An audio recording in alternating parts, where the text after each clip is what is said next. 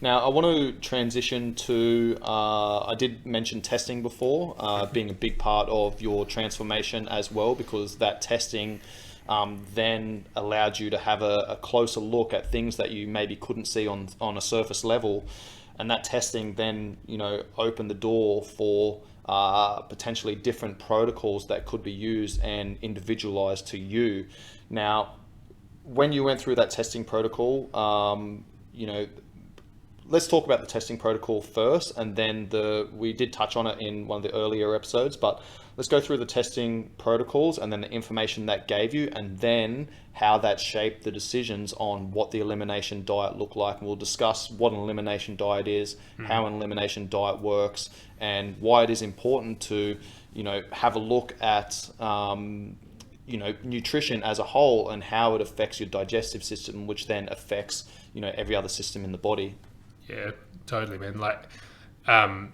Like I said, we did the stool sample. So, I mean, there was a couple of things, right? When we talk about testing, people probably go straight towards like actual testing, but even just doing the intake form was testing to a certain degree, right? And so there was a lot of information that presented me where I had to look at things there, and that also gave the coach a lot of stuff. But then with Katie, we did the stool sample, and we did the nasal swab and the methane breath test, which gives you a truckload of data. And the stool sample in particular that we did was like she's very clued up. I don't know exactly the name of the test, but it was like one of the newest ones that have come out. And the depth of it was like literally all the things that you're resistant to from an antibiotic perspective, good bacteria and how much, like what was overgrown, what was missing, like pathogens, is that the right term? And then the bacteria, and then what else was there in there? There was like I said, right down to cancer markers. It was in depth, man. But I guess from where I was at and what mattered, it was around the balance of the bacteria in my gut. And there was shit was all over the show. It was like, as Katie said, it was like a nuclear bomb had been detonated, and lots of the good stuff was eliminated, lots of the bad stuff was overgrown, candida, all sorts of stuff going on. And so on the back of that, I'd had lots of food intolerances, things that I never used to have. Like I never had any problems with any food groups ever. And all of a sudden I was like getting bloated and cramping and all sorts of stuff going on from like real basic stuff, onion, garlic. And so we just stripped right back. And I said to you before, like off camera, I actually did a period where I was full carnivore and literally just went back to just eating meat. And there was a period there where Katie got me to do that, and she was like literally without even spices for a bit. She was like, testing has shown that even like spices and stuff can affect your microbiome, and so let's get right back to like meat. And that was, you want to talk about discipline, and like that's way harder than getting in an ice bath, man. But that essentially eliminates everything, and then you can just reintroduce stuff slowly. So I did a 2-week period where it was just like strict carnivore. And during that 2-week period, I never thought, for a start, just to put it out there because it sounds out the gates, but like I never ever thought that I would entertain the idea of going full carnivore. That's a big transition for me. Like that's extreme, but it required it. And during that 2-week period, like all my symptoms disappeared. I just want to pause there for a sec. We'll come back to this in a moment, but like I understand what's going on, but I want to extract the lessons for the listeners as well. Why was the recommendation to go carnivore to kick off the elimination diet? Yeah, just as a reset. I think it's the best way, from what I understand anyway, it's the best way to kind of do a full reset of your gut. And so that was the reason for doing a 2-week period on it. And maybe you can explain more about that in terms of like what's actually happening there in terms of the gut microbiome. But from what I understand, it's just the best way to do a complete reset and not influence that too much. Yeah, man. A lot of food intolerances come up from like gluten and shellfish and peanuts and like lactose and certain types of grains and things like that. Some people even have intolerances to FODMAPs, which is like vegetables. So you can look at vegetables and be like, vegetables are good, right? But then, some of the sugars and polyphenols in the vegetables then create an issue with food intolerances, and can potentially, if you're not chewing your if you're not chewing your food correctly, then that food's not getting broken down correctly, and then those nutrients aren't being extracted, and then that can create like a slowdown. It can slow down the process of the like within the digestive tract.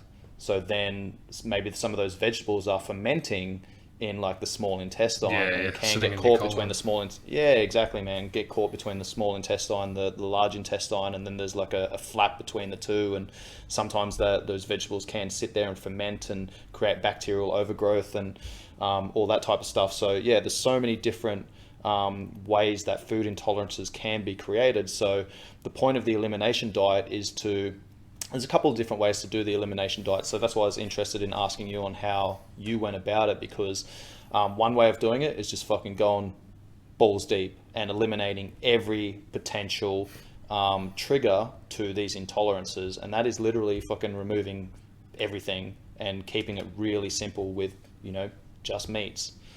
Even eggs can be an intolerance as well. Fruits and vegetables can be an intolerance, or create intolerances. So that's one way of doing it. And then another way of doing it is identifying certain foods that you're eating, or identifying certain periods of time where you're having issues with your digestive system, gas, indigestion, bloating, poor energy levels, crashes, etc., etc., and then looking back at the food that you've eaten prior to that, and then trying to identify potential triggers that were creating an inflammatory response and an immune response, and then eliminating those things and eliminating one thing at a time. But it sounds like you just went balls deep and went straight into like a full deep elimination diet, and then sorry, go on. The problem with doing the other way is that it's like finding a needle in a haystack. Like, it's hard to know and to pinpoint, and sometimes there's inconsistencies as well, right? Like sometimes you'll eat, say, some onion and be fine, and then another time you end up in like chronic pain when you had onion, and you're like, what the hell? But maybe that was onion and garlic together. Exactly. And so by going just all in and just going to a complete like carnivore straight away, you've got your start point really quickly. You're not mucking around with anything else. I just want to pause you there for a second. We'll come back to this in a moment, but I think that's a great point that kind of ties in something we mentioned earlier about the difference between acute and the chronic, right? Like, if you had potentially identified these issues, year and a half ago or whatever, when you felt your energy levels start dropping, maybe you could have gone through that soft approach to the elimination diet 100%. And had a look at certain things and been like, all right, well, when I eat this is how it makes me feel. And then you identify a potential trigger in there, and you're like, all right, maybe I'll remove that for a couple of weeks and see how I feel. But because you kind of hadn't identified that, and you had gone so far down that slippery slope, then you got to a point where you had to go through, a fucking hard reset with a full, like, hardcore elimination diet.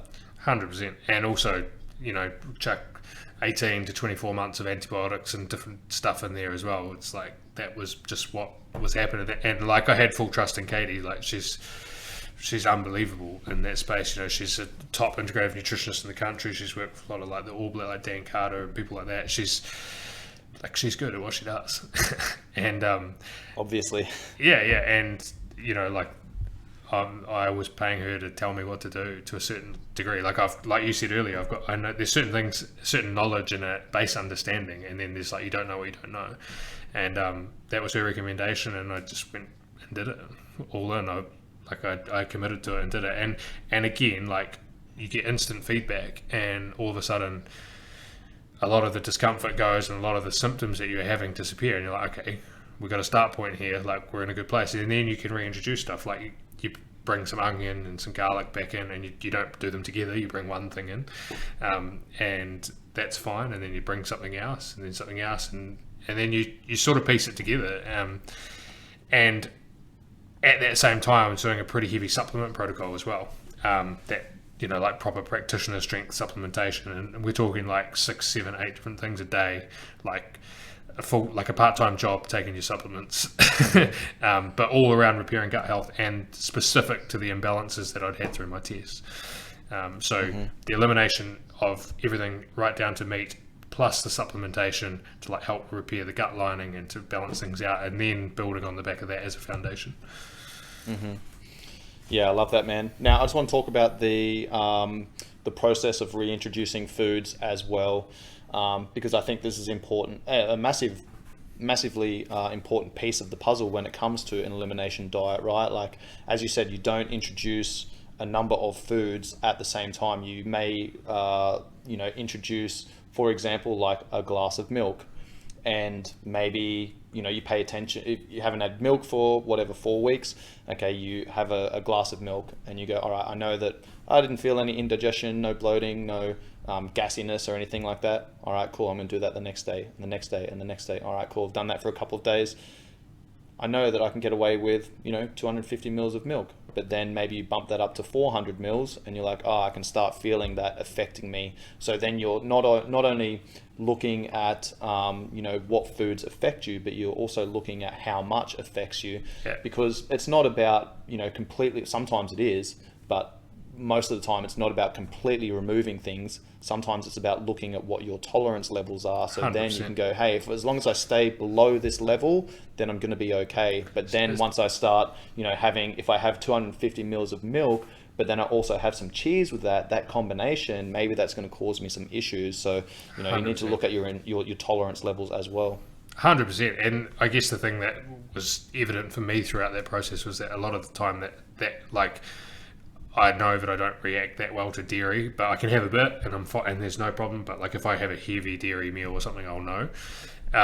But also like the stuff I hadn't paid attention to was probably plants, right? And there's a lot of toxins in plants. Like plants have built-in defense mechanisms to stop them from being eaten and killed. And a lot of the time you just think, oh, plant-based is healthy, but actually a lot of the time some of that stuff is, and different for everyone, but can be causing a lot of irritation as well. Yeah, absolutely, mate.